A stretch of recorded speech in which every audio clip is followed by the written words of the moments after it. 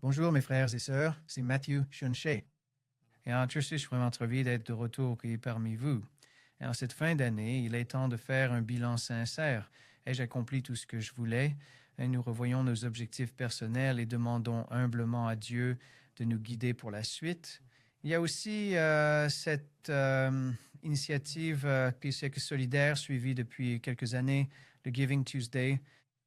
Alors que la plupart des groupes cherchent plutôt à recevoir en cette saison, j'essaie pour ma part d'être celui qui donne aujourd'hui. Donc pour ce Giving Tuesday, je suis ravi d'être ici avec vous pour regarder un documentaire ensemble. Cela va s'inscrire dans la série d'informations que nous avons déjà commencé à aborder. Et puis, autre chose, j'aimerais offrir un cadeau à tout le monde aujourd'hui et on va y jeter un œil très rapidement. C'est quelque chose que j'ai créé, juste un petit truc simple et utile. En fait, quand on y regarde de plus près, l'idée est que vous puissiez l'imprimer, l'emporter avec vous. C'est un modèle différent, mais le principe est le même. L'emporter avec vous, pouvoir le glisser dans votre Bible et l'emmener partout où vous allez. Ce guide de référence rapide est génial. Il résume 12 points essentiels pour nous préparer au retour de notre Seigneur et Sauveur Jésus-Christ, notre espoir à tous. L'objectif est simple, ramener les gens à Jésus et à sa justice. This is what all this is about, pointing back to Jesus, pointing back to his righteousness. Voici 12 points à faire. L'état des morts, la vraie et fausse seconde venue, le sanctuaire, le sabbat, les 3 messages angéliques, l'Église du reste, la loi divine, le jugement investigatif, la foi, le millénium, dragon, bête et feu prophète et la parole de Dieu. Quiconque comprendrait ces 12 points et saurait les expliquer deviendrait un témoin puissant, prêt à affronter l'avenir. Mon dernier épisode soulignait déjà cette structure de pouvoir bien réelle. Nous allons approfondir cela aujourd'hui. We're going to be looking more about that today. Mais n'oubliez pas, il s'agit avant tout de se replonger dans nos Bibles. Nous voulons pouvoir étudier ces sujets et accompagner les gens avec patience, bienveillance et amour afin qu'ils puissent distinguer le vrai du faux. Et donc, voici comment vous pouvez un peu saisir le truc. Il vous suffit de vous rendre sur ma page Patreon. Si je fais ça, c'est parce que je n'ai pas vraiment d'autres plateformes qui me permettent facilement de partager des pièces jointes, des publications ou ce genre de choses de manière plus interactive que Twitter ou Facebook. Version ça, je peux tout faire là-bas, j'apprends encore. Mais sur Patreon, vous n'êtes pas obligé de payer. Devenez membre gratuitement en cliquant sur Rejoindre gratuitement. Tapez mon nom et Patreon, cliquez sur le lien en description ou en commentaire épinglé pour rejoindre gratuitement.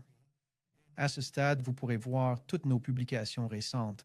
Actuellement, je travaille sur plusieurs contenus qui vont vraiment enrichir cette page et la rendre très attrayante. Je pense que nous aurons des échanges intéressants au fil du temps. Je mets également mes diapositives de présentation à disposition ici. Si jamais cela vous intéresse, vous pourrez retrouver l'ensemble de mes diapositives juste ici. Mais vous pouvez vous inscrire gratuitement pour obtenir ce guide de référence en 12 points, ce guide d'études rapide. Ils sont classés par ordre chronologique du début à la fin, ce qui en fait un excellent outil d'études bibliques. C'était mon espoir que nous puissions. Privilégions davantage l'apprentissage plutôt que de simplement regarder des vidéos ou de spéculer sans cesse sur ce qui pourrait bien arriver. Je pense qu'il s'agit surtout d'essayer d'amener les gens à s'instruire grâce à la Bible, ce qui mène à cette relation personnelle avec Jésus-Christ. Je me suis donc dit que cela pourrait plaire et ce n'est rien d'extravagant ou de sophistiqué. Ce sont juste des versets bibliques simples et directs que nous pouvons utiliser pour mieux appréhender ces sujets. Que cela vous soit une bénédiction. Avant de voir ce documentaire, sachez qu'il est devenu difficile à trouver. Je n'ai plus que cet enregistrement sans source connue, used to. And so now I kind of just have this recording and it doesn't actually say who it's from. Si vous savez qui a réalisé ce documentaire, n'hésitez surtout pas à me le dire en commentaire, car cela m'intéresse vraiment. Ils ont accompli un travail absolument remarquable. Penchons-nous maintenant, si vous le voulez bien, sur ces pouvoirs que nous avons déjà pu effleurer brièvement. Mais avant de poursuivre, je souhaiterais passer en revue quelques diapositives avec vous.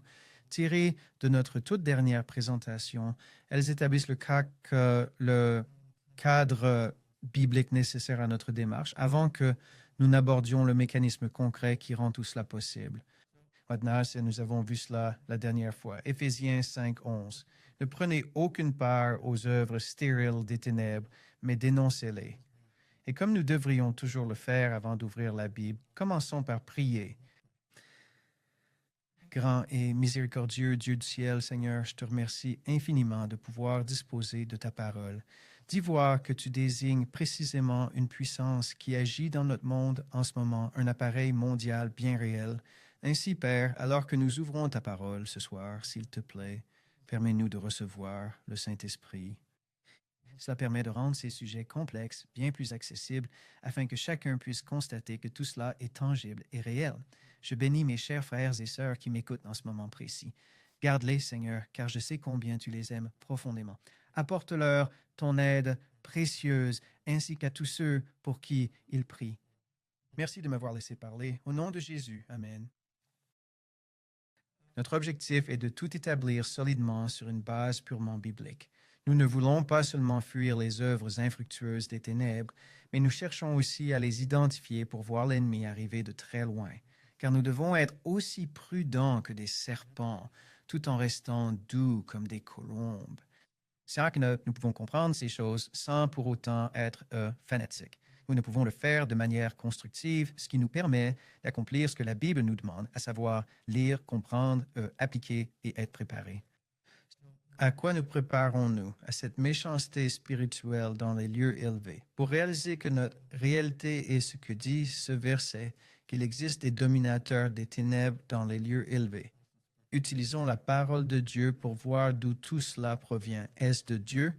Everything is coming from. Is it of God? Est-ce vraiment de Dieu? 1 Jean 4, 1 nous dit. Éprouvez les esprits pour savoir s'ils viennent réellement de Dieu.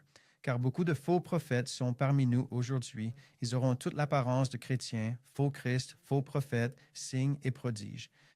Il faut bien admettre que la nature est souvent trompeuse et pleine d'artifices. Je vais passer rapidement sur ce point, car nous allons visionner une très grande partie de ce documentaire. C'est en effet un pilier absolument essentiel pour bien comprendre notre présence ici, ainsi que toute notre démarche. Analysons donc ensemble ce dispositif en éprouvant chaque chose conformément à la loi et au témoignage. Cela s'inscrit dans une compréhension fondamentale. C'est que la Bible désigne ce pouvoir papal romain de plusieurs manières, comme nous l'avons vu la dernière fois. Quand ces passages pointent vers la Rome papale, la petite corne est la seule puissance à remplir tous les critères. C'est bibliquement établi. Le blasphème s'applique à la papauté, se prétendre Dieu, pardonner les péchés et persécuter les fidèles en son nom. Et puis, nous voyons que le siège du pape, nous l'avons vu la dernière fois du moins, est en quelque sorte une qualification pour le siège de l'Antéchrist, car c'est le seul qui prétend être roi sur tous les peuples de la terre, sous le couvert de Vicarius Filii Dei, l'Antéchrist à la place du Christ. Ici, c'est une sensuelle structure de ce royaume, et vu par quand les cardinaux opèrent bien des appareils. Dernièrement, nous avons analysé l'ordre de Malte, ses liens avec Peter Thiel, John Roberts à la Cour suprême et divers anciens directeurs de la CIA. Mais aujourd'hui, je me suis demandé quelle était la meilleure façon d'aborder l'histoire des Jésuites, car nous les avons peu évoqués la dernière fois. Dans la dernière vidéo, j'ai soutenu qu'il est logique que ces agences de renseignement soient fondées sur des principes romains et qu'elles découlent des chevaliers de Rome, car l'appareil de collecte de renseignements le plus efficace de l'histoire de l'humanité a été le confessionnal. Nous avons brièvement examiné comment les prêtres jésuites servaient de confesseurs aux personnalités les plus haut placées au monde, et ils y parvenaient essentiellement en permettant à ces personnes de céder à leurs désirs les plus vils et en justifiant ce qu'elles faisaient. Tout cela prend tout son sens sous cet angle. Ces deux groupes se donnent une façade de charité. Une simple recherche Google sur ces groupes révèle qu'ils se disent caritatifs. Ils se parlent de christianisme et de justice, ce dont 2 Corinthiens 11, 13, 15 nous avertit. Car de tels hommes sont de faux apôtres, des ouvriers trompeurs, se déguisant en apôtres de Christ. Et cela n'est pas étonnant, car Satan lui-même se déguise en ange de lumière.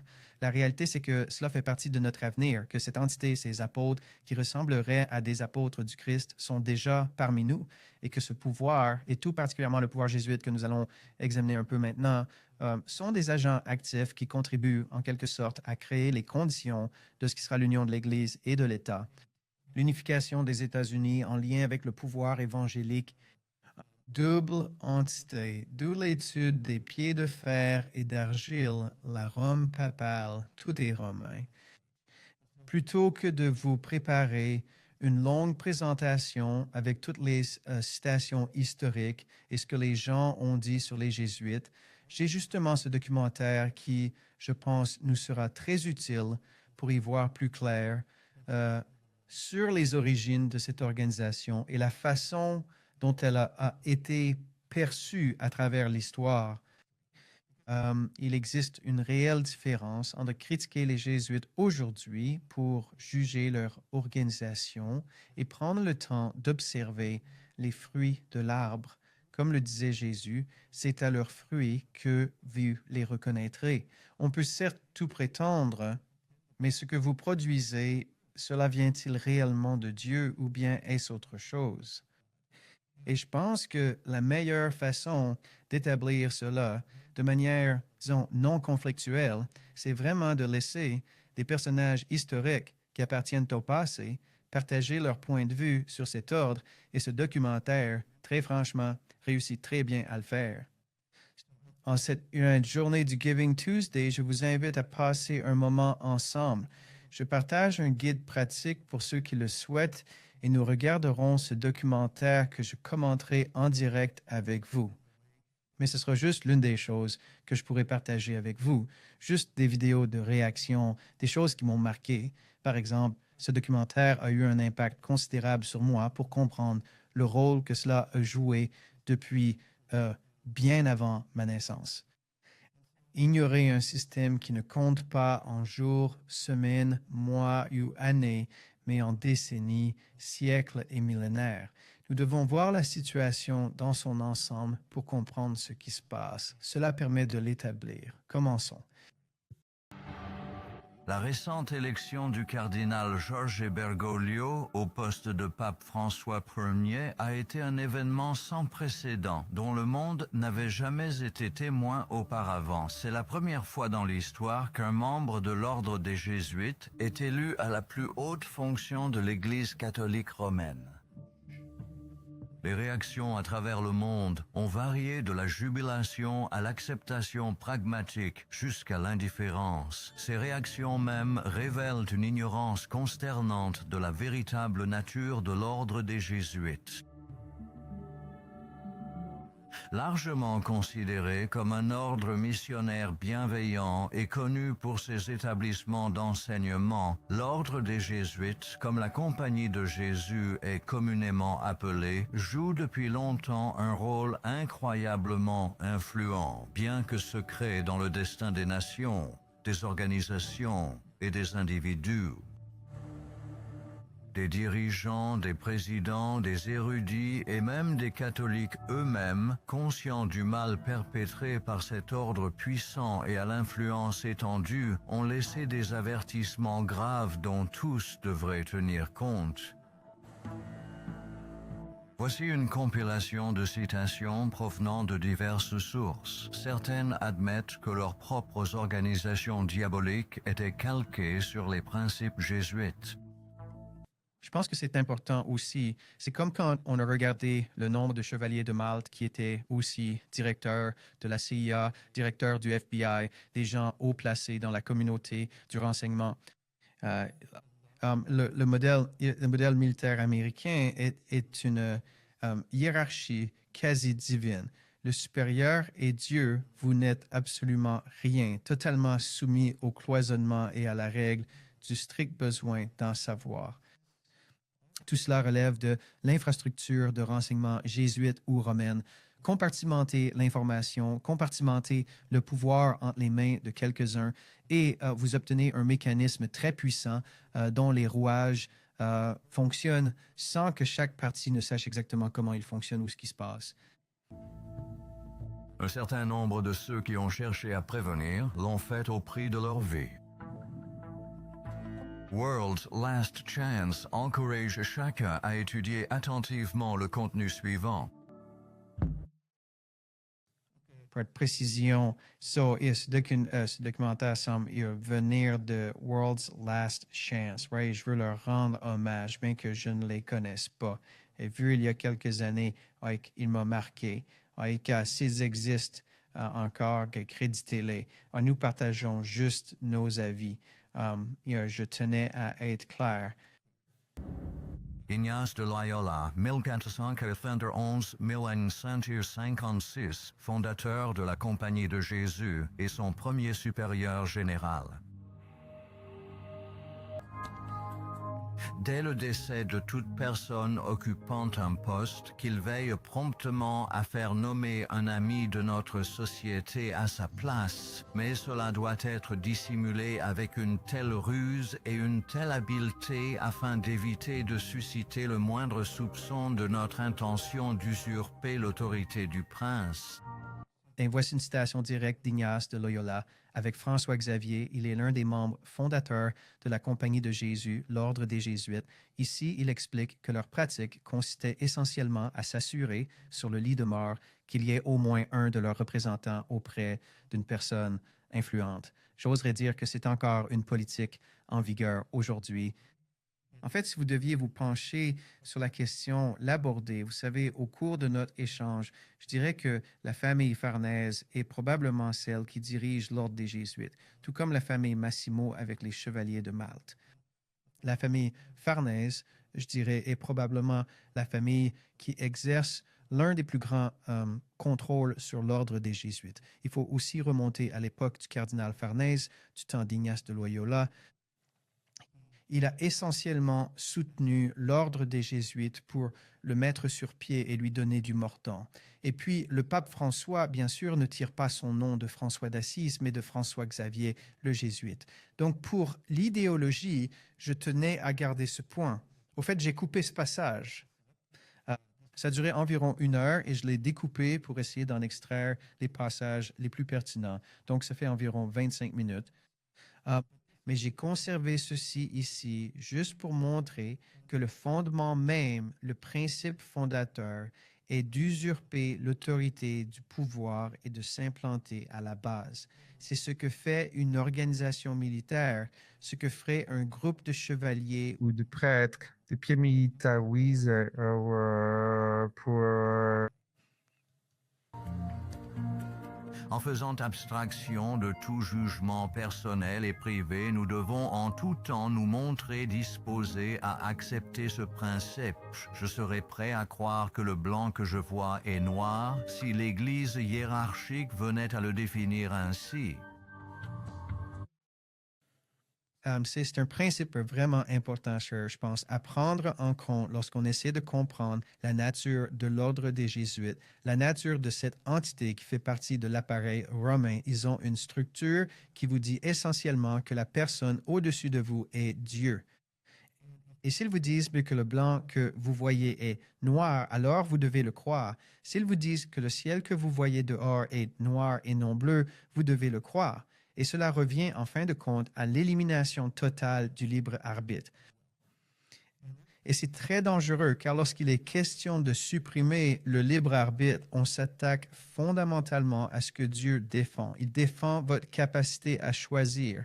Il veut que vous le choisissiez, mais il ne vous forcera jamais à le faire. Et dans cette structure, tout n'est que force, tout n'est que suppression du libre arbitre.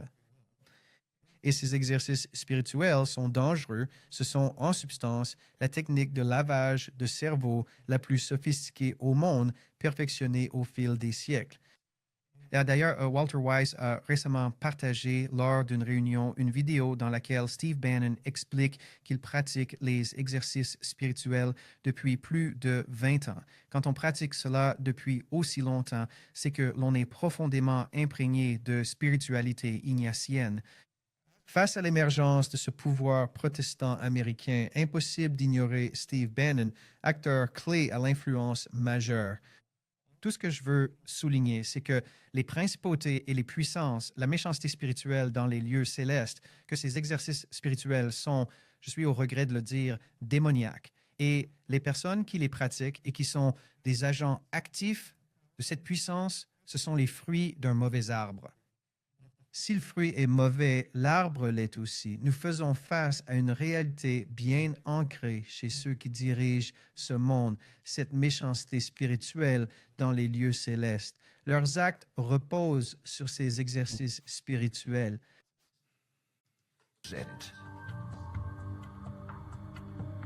Les princes et les notables partout doivent, par tous les moyens, faites en sorte que nous ayons leur écoute, ce qui nous assurera aisément leur cœur. Par cette manière de procéder, tous deviendront nos créatures et nul n'osera causer la moindre inquiétude ou opposition à la société. En dernier lieu, la société se doit de tout mettre en œuvre pour parvenir à cet objectif minimal, qu'une fois qu'elle aura su s'attirer la faveur et l'autorité des princes, ceux qui ne leur portent aucune affection soient, à tout le moins, dans l'obligation de les redouter profondément. Michelangelo Tamburini, 1648 à 1730, 14e supérieur général de la Compagnie de Jésus. Voyez-vous, monsieur, depuis ce cabinet, je ne gouverne pas seulement Paris, mais la Chine. Non seulement la Chine, mais le monde entier, sans que personne ne sache comment je m'y prends. L'objectif est d'aider les gens à y voir plus clair dans tout ce qui se passe dans le monde, car beaucoup de gens considèrent la Chine comme une entité à part, tout comme la Russie. Ma thèse est que, comme le dit la Bible au sujet des pieds de fer et d'argile, encore, la puissance romaine, ce à quoi nous avons affaire, c'est une Chine romaine et non un État indépendant. Ici, les Jésuites le contrôlent depuis le 16e. La preuve est là, car quand on regarde comment la Chine est dirigée, comment les gens sont désormais soumis à la reconnaissance faciale par IA liée à leur score de crédit social, ce qui limite tout ce qu'ils peuvent faire et avec genre cet état d'esprit communiste où leur président ou est un peu comme un dieu pour eux. Voyez-vous, toutes ces choses-là découlent directement des principes jésuites. Si Dieu, dans sa grande bonté, ne retenait pas les vents du chaos, ce qui se déroule actuellement en Chine, et la manière dont les gens ordinaires y vivent leur quotidien, tout cela deviendrait, sans aucun doute, la réalité vécue partout sur cette terre en l'absence de l'amour de Dieu, de sa miséricorde infinie et de sa puissance divine. Car, en fin de compte, nous mettons en lumière bon nombre des mécanismes de Satan, mais mettons les choses au clair. Dieu a le contrôle. Il a déjà remporté la victoire. Il permet cela dans le but de sauver tous ceux qui peuvent encore l'être. Faisons-lui une confiance absolue, car il connaît les besoins profonds de chacun d'entre nous. Hélas, il est probable que les choses empirent avant de s'améliorer. Mais peu importe, Dieu a déjà triomphé. Ne donnons pas à l'adversaire plus de crédit qu'il n'en mérite réellement. Il faut savoir que quand on observe la lutte mondiale pour le pouvoir, la puissance principale est romaine, avec des entités auxiliaires qui semblent s'opposer. Mais comme l'a dit Michelangelo Tamburini, il dirige depuis la Chine depuis le 16e siècle. Cela explique parfaitement pourquoi la Chine est ce qu'elle est aujourd'hui. Vous pouvez remercier les Jésuites. En Californie, l'ancien gouverneur Jerry Brown, qui a précédé Gavin Newsom à ce poste, était lui-même un prêtre jésuite.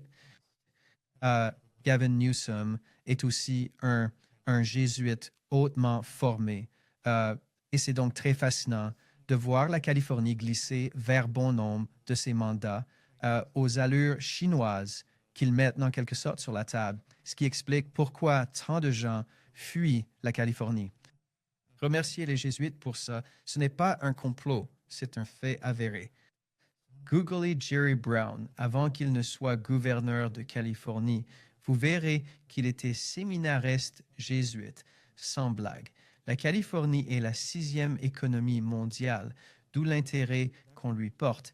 Elle est plus puissante que la plupart des nations et pèse lourd sur la scène mondiale.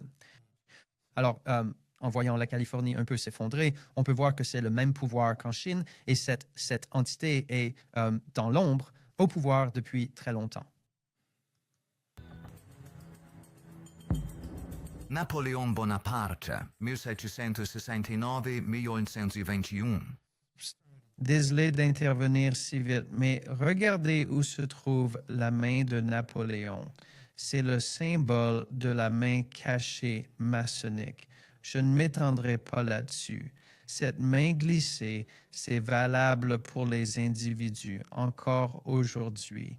Si un politicien a la main dans son gilet, faites attention. C'est un symbolisme maçonnique très clair. Empereur des Français, les Jésuites sont une organisation militaire et non un ordre religieux. Leur chef est un général d'armée et non le simple père abbé d'un monastère. Et le but de cette organisation est le pouvoir dans son exercice le plus despotique, le pouvoir absolu, le pouvoir universel, le pouvoir de contrôler le monde par la volonté d'un seul homme. Le jésuitisme est le plus absolu des despotismes et en même temps le plus grand et le plus énorme des abus. Le général des Jésuites insiste pour être le maître souverain au-dessus du souverain. Le général insiste pour être le maître au-dessus du souverain. Imaginez donc que la structure impose que si votre supérieur affirme que ce que vous voyez blanc est noir, vous devez le croire. Maintenant, celui tout en haut de l'échelle déclare « Souverain, je suis le souverain suprême. Si je dis que le blanc que vous voyez est noir, alors il en est ainsi. » C'est ça le vrai pouvoir. Ce sont ces sièges que la Bible désigne par la petite corne, little horn. Et il faut l'intégrer à notre vision du monde. Sans cela, il manque une part clé de notre histoire qui éclaire notre présent. J'espère que les gens y verront de l'intérêt. Admettons qu'ils seront les maîtres, quoi qu'il en coûte. Leur société est par nature dictatoriale et elle est donc l'ennemi irréconciliable de toute autorité constituée. Chaque acte, chaque crime, aussi atroce soit-il, est une œuvre méritoire s'il est commis dans l'intérêt de la Compagnie de Jésus ou sur l'ordre du général. Franchement, c'est une déclaration très puissante de la part de Napoléon. Il a tout à fait raison. C'est un ordre militaire qui ne reculera devant rien pour atteindre son objectif. Et si quelqu'un souhaite se procurer ce livre, vous pouvez le trouver en ligne, j'en suis sûr. 50 Years in the Church of Rome avec Charles Kincaid, un livre fascinant que je recommande vivement à tous ceux qui souhaitent découvrir l'histoire de ces sujets. Mais pour moi, quand j'ai vu ces choses pour la première fois, ça m'a vraiment frappé que Napoléon, qui devait avoir une connaissance intime de la situation, surtout que lui et son armée sont ceux qui, en quelque sorte, ont délogé le pape de son siège de pouvoir peu avant 1788, puis déchu de son pouvoir en 1788, marquant l'accomplissement prophétique de 1260 ans à l'année près. Ce livre offre un excellent aperçu de certaines figures historiques et de ce qu'ils pensaient de cette organisation. Abraham Lincoln, 1809 à 1865, 16e président des États-Unis d'Amérique. Cette guerre, la guerre de sécession de 1860 à 1865, n'aurait jamais été possible sans l'influence sinistre des Jésuites. Nous devons au papisme le fait que notre terre soit aujourd'hui rougie du sang de ses plus nobles fils. Bien qu'il y ait eu de grandes divergences d'opinion entre le Sud et le Nord sur la question de l'esclavage, ni Jeff Davis, ni aucun des principaux dirigeants de la Confédération n'aurait osé attaquer le Nord s'ils n'avaient pas compté sur la promesse des Jésuites, selon laquelle, sous le masque de la démocratie, l'argent et les armes des catholiques romains, voire les armes de la France, étaient à leur disposition s'ils nous attaquaient. Abraham Lincoln vous explique que la guerre de sécession a fini par éclater car les Jésuites avaient promis aux États du Sud que l'institution de l'Église catholique leur apporterait tout son soutien indéfectible. Pourquoi cela ne figure-t-il pas dans les livres d'histoire? Pourquoi ne l'enseignons-nous pas à nos enfants? Nous étions protestants à une époque. Nous avons oublié le sens de la protestation. Le problème, c'est la protestation. Toutes les raisons de protester sont toujours présentes, car Rome ne change jamais. Les problèmes que nos ancêtres ont rencontrés avec les Jésuites et tous ceux qui sont entrés en contact avec eux sont les mêmes que ceux que nous rencontrons aujourd'hui, si ce n'est qu'ils sont plus subtils. Je ne pense pas que les gens réalisent à quel point cette organisation a marqué l'histoire. Il est donc juste de prendre le temps, au début, de poser les bases pour souligner ce point et être vraiment sérieux afin que les gens le prennent enfin au sérieux.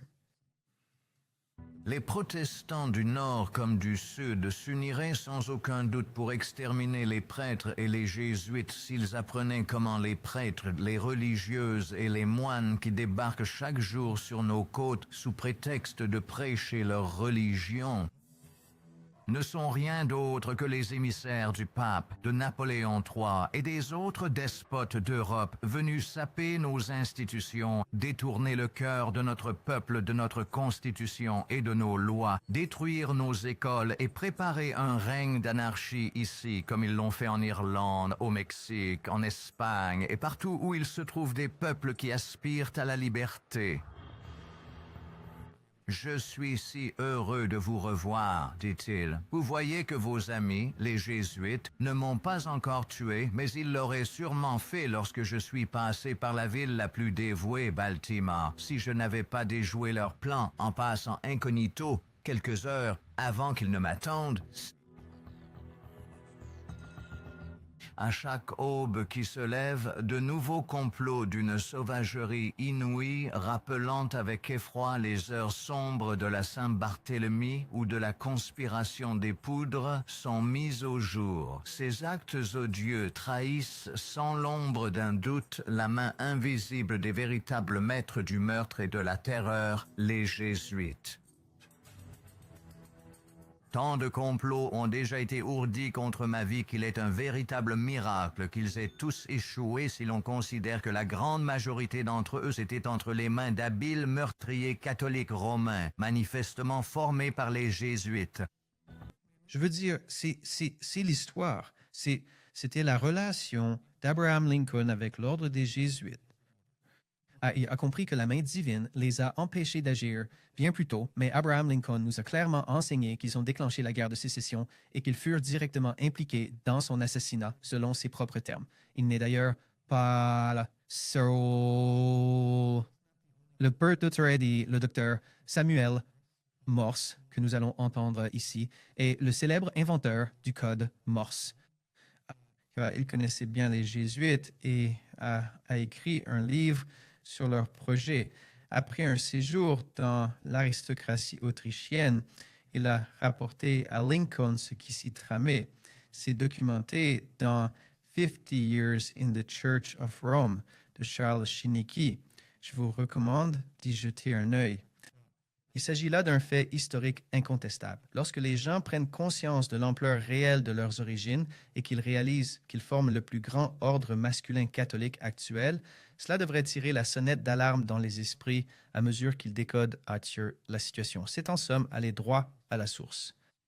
La Bible nous ancrant à Rome, passons au vif du sujet. Voyons comment ces tentacules atteignent le protestantisme américain qui finit par faire la volonté de Rome, unir l'Église et l'État.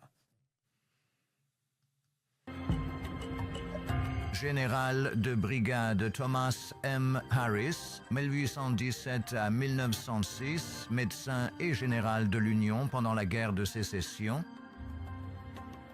L'organisation de la hiérarchie catholique romaine est un despotisme militaire absolu dont le pape est le chef apparent. Le pape noir est le chef de l'ordre des jésuites et porte le titre de général. Il ne commande pas seulement son propre ordre, mais il dirige et contrôle également la politique générale de l'Église catholique romaine. Il est le pouvoir derrière le trône et le véritable chef potentiel de la hiérarchie. Il n'existe aucune indépendance de pensée ou d'action dans ces échelons subordonnés. Une obéissance implicite et inconditionnelle aux ordres des autorités supérieures est le devoir sacré du sacerdoce à tous les niveaux. Il semblerait que les Jésuites aient eu l'intention, dès le début de la guerre de sécession de 1861 à 1865, de trouver une occasion pour éliminer, c'est-à-dire assassiner, M. Abraham Lincoln. La politique favorite des Jésuites est celle de l'assassinat. Encore une fois, nous avons ici une figure historique qui participe à la bataille, là où il s'agissait bien plus d'une bataille de surface à l'époque, à ce moment-là de l'histoire, qui vient essentiellement vous dire que le général supérieur est au-dessus de la structure visible. À l'époque, vous imaginez, les Jésuites étaient si influents, mais n'avaient jamais réussi à placer l'un des leurs sur le trône de Saint-Pierre. Et donc, encore une fois, cette rencontre à ce point culminant où le chef de l'ordre jésuite et le pape sont tous deux jésuites, marque une domination totale de l'ordre sur la pensée, les opinions et la direction de l'ordre. Il était rassurant de voir que par le passé, certains ont avancé ces arguments avec bien plus d'audace et de fermeté que nous aujourd'hui, car chacun craint, je suppose, de froisser autrui, sans aucune intention d'offenser. C'est censé nous éduquer. En fait, on est là pour ne pas fermer les yeux sur la réalité de notre situation ici. Et je pense qu'il est important pour nous de prendre ce que ces érudits et ces personnes qui sont engagées à un niveau auquel beaucoup de gens ne sont probablement pas engagés de nos jours dans cette bataille, ce qu'ils ont à dire sur le sujet et de le prendre au sérieux. Richard W. Thompson, 1809 à 1900, secrétaire à la Marine des États-Unis d'Amérique. Les Jésuites sont les ennemis jurés de la liberté civile et religieuse. Le général des Jésuites occupe la place de Dieu. Écoute, c'est important. Les Jésuites sont les ennemis mortels de la liberté civile et religieuse. Le 13e chapitre du livre de l'Apocalypse nous dépeint la seconde bête, celle qui possède 2 cornes semblables à celles d'un agneau. Cette figure prophétique désigne en réalité l'Amérique protestante, une nation qui a été bâtie sur les principes fondamentaux de la séparation stricte entre l'Église et l'État, ainsi que sur la Constitution, la Déclaration des droits et le respect absolu des libertés individuelles de chaque citoyen. En fin de compte, c'est ce que la papauté déteste le plus. Donc, si ces choses sont des principes semblables à ceux de l'agneau et qu'il est dit ici qu'ils sont les ennemis de ces principes, cela prouve, encore une fois, toute chose. En prenant des éléments de l'histoire, en les confrontant aux pages de la Bible, ils concordent. Cette mentalité est l'ennemi de Dieu et une persécutrice du peuple de Dieu. Peu importe à quel point la paix et le bien-être de la multitude puissent être mis en péril ou que les nations soient secouées de fond en comble, la compagnie de Jésus doit obtenir la domination, même si l'anarchie générale doit régner ou que le reste du monde soit jonché des débris d'un naufrage universel. John Adams, 1735-1826, deuxième président des États-Unis d'Amérique. En 1816, John Adams a écrit à Thomas Jefferson, troisième président des États-Unis, au sujet de la restauration de la Compagnie de Jésus. Mon histoire des Jésuites n'est pas écrite avec éloquence, mais elle s'appuie sur des autorités incontestables. Elle est très détaillée et très horrible. Leur rétablissement est bel et bien un pas vers les ténèbres, la cruauté, la perfidie, le despotisme, la mort. Je n'aime pas la présence des Jésuites. S'il a jamais existé un groupe d'hommes méritant la damnation éternelle sur terre et en enfer, c'est bien cette société de Loyola. N'aurons-nous pas ici de véritables nuées d'entre eux, sous autant de déguisements que seul un roi des Gitans peut en adopter, déguisé en peintre, éditeur, écrivain et maître d'école? Et une fois de plus, il s'agit là d'un tout autre élément. Vous n'êtes pas sans savoir que la Bible nous répète sans cesse cette vérité. Satan use constamment de la tromperie. Ainsi, nous pouvons observer ici le véritable appareil de son royaume, dont l'ordre militaire se dissimule sous les traits de gitans, de peintres, d'écrivains et de maîtres d'école. Ils sont devenus les experts de l'éducation des jeunes, de gens qui ne sont pas catholiques ou même protestants, qui mettent leurs enfants dans ces écoles et ils en ressortent formés à la mentalité du système papal. Et ici, ce personnage historique, cela montre clairement que cet état d'esprit, il pouvait le voir. Il savait ce que représentait cet ordre. Il savait ce que représentait ce pouvoir. La tromperie, le pouvoir, le despotisme, la mort. On ne peut prendre ces mots à la légère. Il existait un groupe d'hommes qui méritaient la damnation éternelle sur terre, et en enfer, c'est cette compagnie de Loyola. Notre système nous contraint à leur offrir l'asile. Orestes Augustus Brownson, 1803-1876, intellectuel et militant de Nouvelle-Angleterre, prédicateur, organisateur syndical, écrivain et converti notoire au catholicisme. Sans aucun doute, le pape a l'intention de posséder ce pays, l'Amérique. Dans cette intention, il est aidé par les jésuites ainsi que par tous les prélats et prêtres catholiques. Si l'Église catholique devient prédominante ici, les protestants seront tous exterminés. Plus clair, impossible. D'un catholique qui plus est. Les jésuites haïssent la liberté civile et religieuse alliée au protestantisme et la combattent. Ils furent créés pour l'anéantir. C'est le lien avec l'épisode précédent. Nous nous sommes penchés sur la réalité des chevaliers de Malte et nous établissons maintenant ici les fondements historiques de cet ordre qui, rien qu'en Amérique, depuis les affrontements avec Napoléon et Abraham Lincoln, a joué un rôle à la fois dans le déclenchement de la guerre de sécession, l'assassinat d'Abraham Lincoln, et dans une grande partie de ce contre quoi Napoléon se battait en Europe, qui découlait de cet ordre jésuite. Un Paolo Sarpi, 1552-1623, patriote vénitien, érudit, scientifique et réformateur de l'Église. Ils sont un fléau public et le fléau du monde. Des collèges jésuites, il ne sort jamais un élève obéissant à son père, dévoué à son pays, fidèle à son prince. Le prêtre Antoine Arnaud, 1612-1694. Souhaitez-vous susciter des troubles, provoquer une révolution, causer la ruine totale de votre pays? Faites venir les jésuites et construisez de magnifiques collèges pour ces religieux exaltés. Laissez donc ces prêtres si audacieux, avec ce ton si dictatorial et si dogmatique, décider de toutes les affaires de notre État. Donc, il pointe du doigt, encore une fois, ce mécanisme éducatif selon lequel le but de la papauté est de prendre le contrôle de l'Amérique, ce qui est logique, car c'est le but de Satan de briser les liens de la liberté civile et religieuse.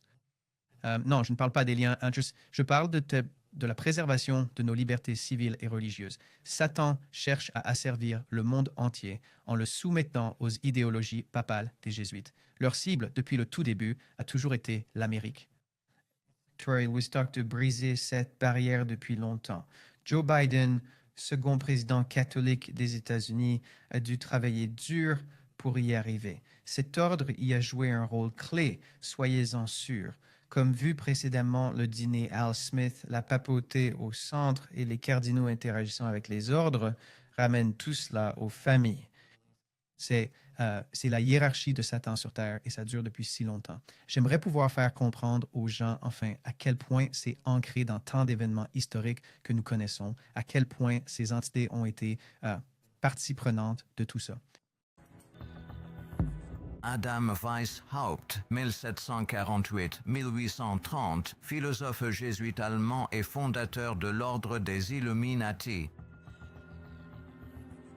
Le degré de pouvoir que les représentants de la Compagnie de Jésus étaient parvenus à atteindre en Bavière était quasiment absolu. Les membres de l'ordre étaient des confesseurs et les précepteurs des électeurs. Ils avaient donc une influence directe sur la politique du gouvernement.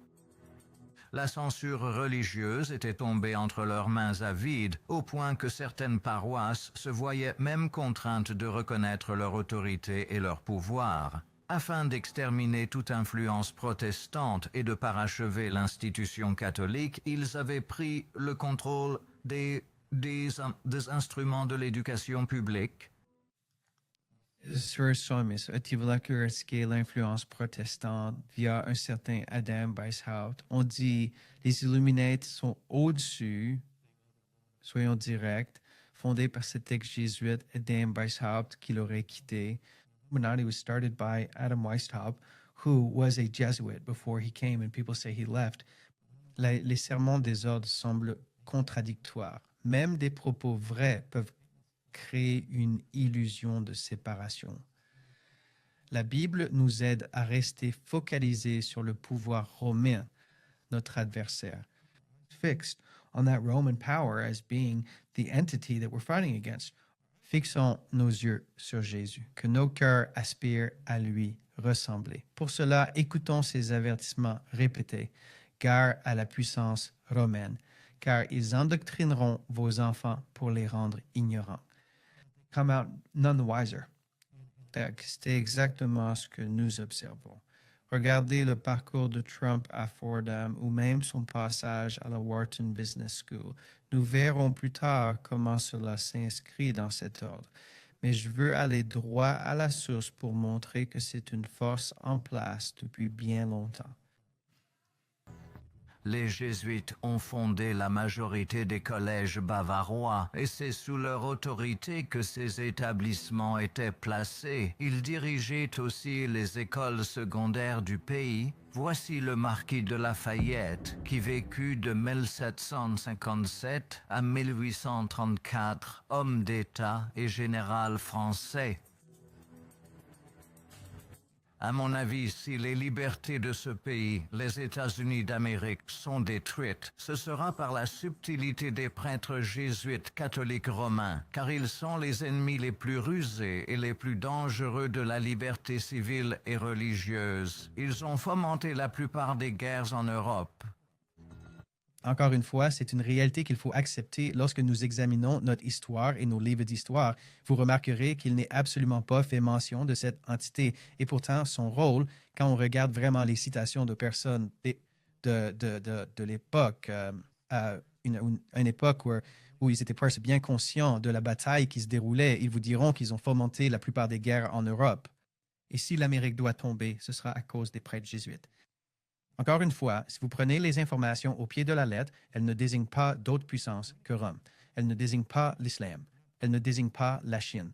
Elles ne désignent pas la Russie, l'hindouisme, le bouddhisme ou tout autre type d'école de pensée religieuse. Il s'agit d'une puissance à l'apparence chrétienne qui se présente sous les traits de la justice, mais qui est en réalité l'ennemi de Dieu. C'est un accomplissement biblique littéral. Samuel Morse, 1791 à 1872, inventeur américain du télégraphe. Ce sont des jésuites. Cette société d'hommes, après avoir exercé sa tyrannie pendant plus de 200 ans, finit par devenir si redoutable pour le monde, menaçant de renverser tout l'ordre social, que même le pape, dont ils sont les sujets dévoués, et doivent l'être par le vœu de leur société, fut contraint de les dissoudre. Il n'avait cependant pas été supprimé depuis 50 ans, avant que l'influence déclinante de la papauté et du despotisme ne nécessite leurs utiles services pour résister à la lumière de la liberté démocratique, et le pape Pie VII, simultanément à la formation de la Sainte Alliance, rétablit l'ordre des Jésuites dans toute sa plénitude. Du fait de leur vœu de soumission inconditionnelle au souverain pontife, ils ont été qualifiés à juste titre de garde du corps du pape. Et a-t-on besoin de dire aux Américains ce que sont les Jésuites? Il s'agit d'une société secrète, une sorte d'ordre maçonnique auquel s'ajoutent des traits d'une odiosité révoltante et 1000 fois plus dangereux. Ils ne sont pas simplement des prêtres ou d'une seule confession religieuse.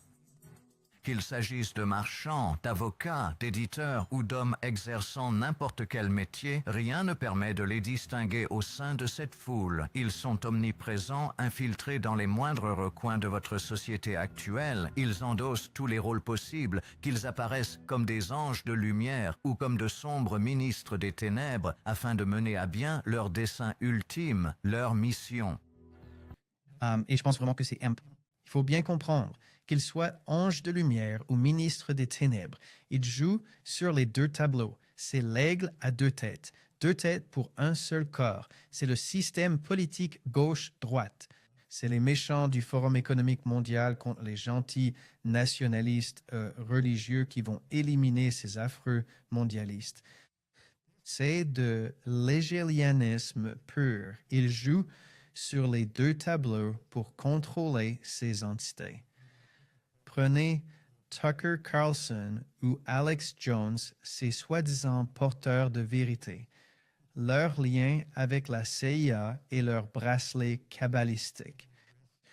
Plutôt que de viser des entités secondaires, remontons à la source. Ces perspectives historiques sont fascinantes et confirment tout ce que nous avançons. Il s'agit là d'hommes particulièrement instruits, ayant prêté le serment solennel de partir à n'importe quel instant pour accomplir toute mission ordonnée par leur général, sans aucune attache familiale ou nationale, et entièrement voués pour la vie entière à la cause du pontife romain. Qui sont ces agents, surtout des jésuites? Un ordre mondialement connu pour sa ruse, sa duplicité et son manque total de morale. Si expert en tromperie qu'en Italie même, le peuple a exigé leur suppression. Jean, c'est vraiment pour le coup tout à fait vrai ça. C'est l'entité la plus habile, rusée et trompeuse au monde. Et si nous ne sommes pas imprégnés de cette compréhension, nous aurons beaucoup de mal à discerner ce qui se passe. Nous serons emportés par tout vent de doctrine et ballottés de gauche à droite. C'est la raison pour laquelle le principe de répétition et d'élargissement dans Daniel 2, vous en obtenez davantage. Dans Daniel 7, Daniel 8 et Daniel 9, 11. Créative continuez à étoffer le tableau et vous voyez ensuite que cela se poursuit dans l'Apocalypse 1. À mesure que nous examinons les principes de plus près, nous comprenons pourquoi Jésus a dit « Prenez garde que personne ne vous séduise, car c'est là le fruit. » La tromperie, voyez-vous, en est le fruit amer. Le secret ne naît que de cet arbre profondément empoisonné. C'est ainsi que l'on parvient à démasquer les sociétés secrètes. Jésus a dit « Rien n'a été fait en secret, tout fut dit au grand jour. Ne donnez à personne le titre de maître ou de père. » Les prêtres que vous appelez pères et les hauts gradés des sociétés secrètes sont dits maîtres, souvent vénérables ou grands maîtres. Ces titres et le secret sont le meilleur moyen de démasquer les faux chrétiens, qu'ils soient francs-maçons, chevaliers de Malte ou membres d'ordres secrets. Bonne chance pour concilier ça avec la Bible et on va approfondir ça plus tard. Je vais donner une liste de critères que je veux que quiconque connaît un franc-maçon finisse par leur transmettre, mais on construit une chose à la fois. On n'avance pas à pas ici. D'ailleurs, à ce sujet, j'apprécie vraiment tout le soutien que les gens témoignent. Chaque petit geste compte. Aucune contribution n'est trop petite pour aider. Et à ceux qui répondent présents, vous vous reconnaîtrez. Merci de soutenir ce travail. Mon objectif est de contribuer au Giving Tuesday et donc de partager tout ça, ainsi que mon plan en 12 points. J'ai vraiment hâte de développer ces informations. Encore une fois, c'est simple, pratique et concret. C'est assez simple. Imprimez, pliez, glissez-le dans votre Bible et parcourez ces versets. Priez le Saint-Esprit et vous verrez des choses incroyables. Soyez patient pendant que je développe ces idées. Merci pour votre soutien indispensable. En continuant à bâtir, nous verrons Dieu accomplir des merveilles. I think we're going to see God do some amazing things. Merci à tous d'avoir pris ce temps. Je compte revenir vers chacun d'entre vous. Je tenais vraiment à vous remercier. Merci à ceux qui m'ont contacté et soutenu et à ceux qui envisagent de le faire pour qu'on puisse construire ici quelque chose qui aide vraiment les gens. Continuons donc, car je pense qu'on arrive presque à la fin et je crois qu'on commence à saisir l'essentiel. En fin de compte, il est important de réaliser que ces deux dispositifs sont tout à fait réels et concrets, alors même que nous nous efforçons de découvrir notre rôle personnel et de comprendre comment Jésus-Christ constitue notre unique et véritable réponse. Prenons un instant pour observer tout ce qu'il accomplit concrètement pour vous en ce moment précis. Il est en train d'agir, il est réellement à l'œuvre. Il ne demeure certainement pas les bras croisés dans l'attente passive que tout cela finisse par se terminer. Il accomplit l'œuvre expiatoire du grand prêtre au sanctuaire céleste. J'ai hâte qu'on y soit, mais pour l'instant, on montre la réalité et l'histoire du royaume de Satan sur terre. Finissons-en là. Charles Spurgeon, 1834-1892, prédicateur baptiste particulier britannique, surnommé le prince des prédicateurs. Nos ennemis nous prennent pour des êtres d'une grande naïveté s'ils s'imaginent que nous pourrions leur accorder la moindre confiance après tant de duplicité jésuitique. Il est impératif de faire savoir à ces archevêques et à ces cardinaux que nous sommes parfaitement conscients de leurs desseins et que, par conséquent, nous ne coopérerons en aucune manière avec eux. C'est la base. Ils doivent savoir qu'on est au courant. On ne pourra pas tout empêcher. Le but n'est pas de s'opposer à l'inévitable. La Bible l'annonce. Soyons prêts à dire « Choisissez votre voie, mais nous suivrons le Seigneur. Ma famille et moi, nous le suivrons. In my family, we're going to follow the Lord. » J'espère que vous avez la capacité et les infos pour le moment venu, voir la différence et prendre position pour le Seigneur. Faisons savoir que nous savons ce qu'ils font. Même impuissants, nous sommes conscients. Dieu nous donne les infos pour agir. On nous traitera de fanatiques, mais nous pouvons nous permettre de sourire de ces cris lorsqu'ils émanent de l'Église qui a inventé l'Inquisition. Pas de paix avec Rome est le mot d'ordre de la raison tout autant que de la religion. Loin d'être la société missionnaire éducative bienveillante que beaucoup voient en la compagnie de Jésus, l'ordre des Jésuites est responsable de certains des actes les plus odieux de l'histoire. Ils ont combattu la vérité et la droiture, écrasé la liberté religieuse, influencé des rois et cherché à façonner le cours de l'histoire pour servir leurs propres desseins. Je pense qu'on a compris. Le pouvoir de l'ordre des Jésuites n'a jamais été aussi grand. Et le but de tout ça n'est pas de se focaliser sur eux, mais pour moi et pour les gens comme moi, enfin, j'ai été sauvé par ce genre d'informations. Parce que Dieu peut atteindre les gens là où ils se trouvent. Il y a d'autres personnes qui sont sauvées de manière différente. Il est écrit que certains sont sauvés par la crainte, d'autres par l'amour. Il ne faut surtout pas chercher à cultiver la peur en nous. Elle sert en réalité à prendre conscience de notre état pour le remettre entre les mains de Jésus afin qu'ils se transforment en une foi confiante en son amour. J'espère que pointer ces mécanismes a pour but de nous préparer à ce qui arrive, de comprendre la réalité. Nous sommes activement engagés dans cette bataille, que nous en ayons conscience ou non. J'apprécie vraiment de pouvoir compter sur une famille religieuse et sur des gens qui souhaitent participer à ce dialogue, qui veulent apprendre et grandir. Vous savez, j'ai dit que le guide en 12 points était gratuit. Pour l'obtenir, il vous suffit d'aller sur ma page Patreon, de vous inscrire et de nous rejoindre gratuitement. Vous le trouverez dans mes publications. Obtenez gratuitement ce guide en 12 points, imprimez-le, glissez-le dans vos Bibles pour commencer vos études et discussions. C'est simple et direct et je suis enthousiaste à l'idée de nous voir grandir et bâtir. Il reste encore tant à partager. En attendant, terminons par une prière. Père Céleste, je te remercie encore pour ta parole. Elle est une lampe à nos pieds et une lumière sur notre sentier. Seigneur, sans toi, rien n'est possible. Merci pour ce peuple qui œuvre pour toi. Accorde-moi d'en faire partie, que tous ici ressentent ce feu, ce zèle, cette soif d'apprendre et de grandir. Aide-les à s'engager, Seigneur. Ouvre-leur la voie pour être de puissants témoins. Si ces informations et ce travail peuvent les influencer, Seigneur, permets que cela serve ta gloire. Merci à chaque personne qui regarde ceci, qu'elle puisse le partager. L'objectif est de faire passer ce message pour toucher les cœurs et les esprits. C'est à cela que tout ceci sert.